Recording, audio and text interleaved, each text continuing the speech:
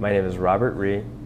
We are currently at San Francisco General Hospital at the Orthopedic Trauma Institute, specifically the surgical training facility. I am currently the interim manager and coordinator for the facility. Anything from understanding why a scaffolding structure is necessary for angiogenic edema or growth or pain that's in a tibial plateau, all the way down to how to do a proper, SI joint fusion technique. We go over a lot in our lab.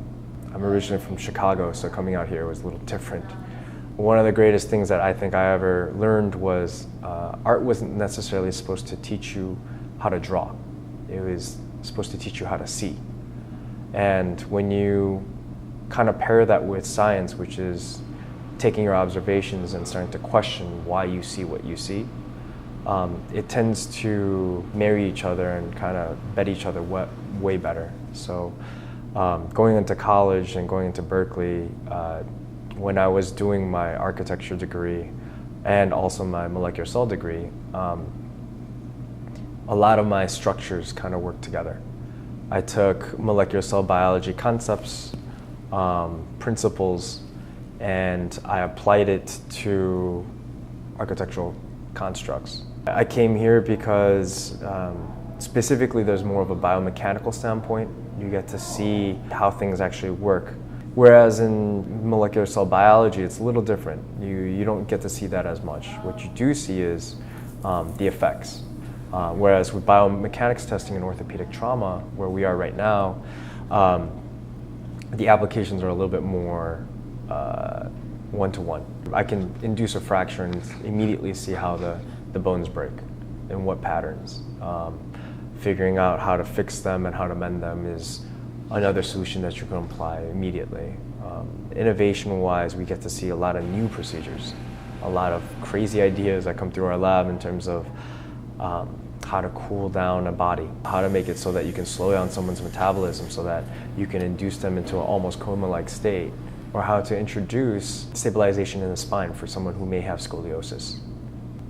Knowing what procedures and how to do them help us not only help the clients, but actually better communicate with the doctors downstairs, help us work in tandem with them, and help us educate not only ourselves, but a growing population.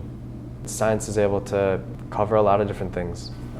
It's able to cover the fact that I am interested in understanding how things work, why things work the way they do, and then also being able to figure out the application for it and being able to apply it as quickly as I want to. If we need to set up one of our specimens in a specific way to test the structural integrity of a shoulder joint, we can do that. We can do that immediately. I can apply it, we can test it, we can go through iterations to figure out how it works.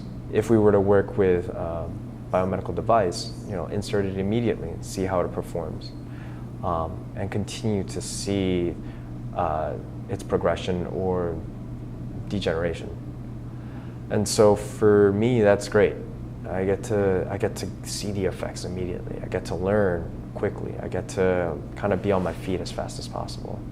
Innovation, science, technology, engineering, math, all that stuff, STEM really is at the forefront here in San Francisco and the Bay Area.